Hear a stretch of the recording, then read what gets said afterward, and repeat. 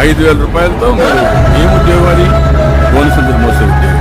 5,000 రూపాయలకి వాళ్ళ ఇంట్లోకి దూరిపోయే అవకాశం వచ్చాయి. ఏముంది వాళ్ళ దగ్గర? డేటా. భర్త బయటకు వెళ్తే భార్య ఏం చేస్తుంది? భర్త బయటకు వెళ్తే భర్త ఎక్కడ తిరుగుతుంది? ఇట్లా ట్రాక్ చేసి హ్యూమన్ ట్రాఫికింగ్ జరుగుతూ ఉంది వీళ్ళ ఇన్ఫర్మేషన్ వల్ల. మీ ఆయనకి ఏమన్నా వేరే సంబంధాలు ఉన్నాయా?